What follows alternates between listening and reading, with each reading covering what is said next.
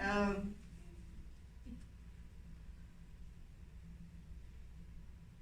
at 9 years old, I vaguely remember the hullabaloo where the National Party defeated General Smuts and the United Party, Daniel Francois G.F. Milan, became Prime Minister of South Africa, setting the foundation of apartheid in motion, requiring people to identify as one of 6 distinct racial groups. They were white, colored, Indian, black, Muslim, and some of us were called other. The act broke up families and created a generation of bigots. Before we moved to our new home, there were secret meetings with authorities and my parents. After these meetings, they examined our facial features and tattoos to distinguish which racial group we best fit into.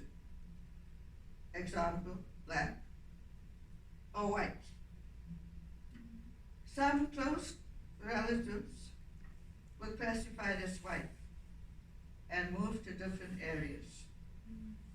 As told by Mamsie, in 1937, at the time of King George V's coronation, 159 acres with 553 stands located in the West Rand, a suburb of Johannesburg, were allotted for a housing project.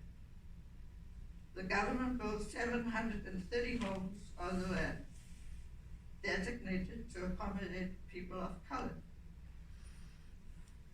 The government then moved those considered colored with earnings over $30 a month into the newly built suburb named Coronationville. My parents told us we were lucky to be chosen for relocation to Coronationville as soon as the government completed the allotted building project. Reclassification. Aunt Fiona and Uncle Theo Mamsie's relations now lived in an upscale neighborhood. Mamsie and Aunt Fiona got into a bitter argument when Aunt Fiona said some of her children were dark-skinned, but they were reclassified as white because her husband was fair. But the children were dark-skinned.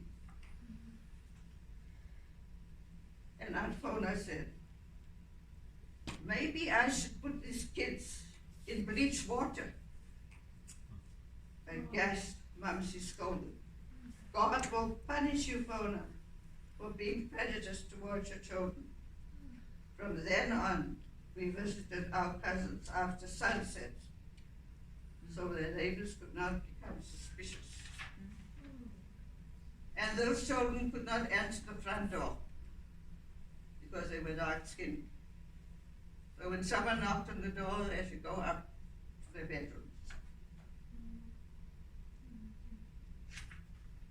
So we only visited them when the sun was gone down. A family friend dropped Pearl and me off at the gate of Aunt Fiona's house at dusk, a week before Christmas. As we ran up the poorly lit driveway, we were terrified when the neighbor's dog started barking and the light shone onto the driveway. Just then, thank God, Aunt Fiona opened the front door and quickly ushered us inside. Our cousins were delighted to see us as they came running down the staircase to greet us. Aunt Fiona had set the dining table with festive decorations and delicious food. As usual, there were rancid walnuts that we were prepared to empty into the paper bags we had in our overnight bag.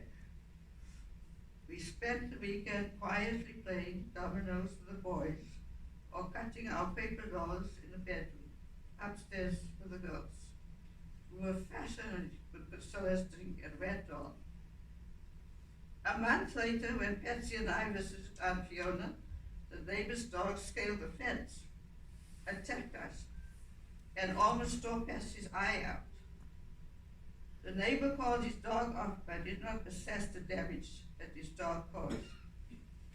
Patsy received 3 stitches in the inner corner of her right eye. I received long scratches on my arm to get the beast off my sister. Priscilla was sorry for Patsy and gifted her the dog. That was our last overnight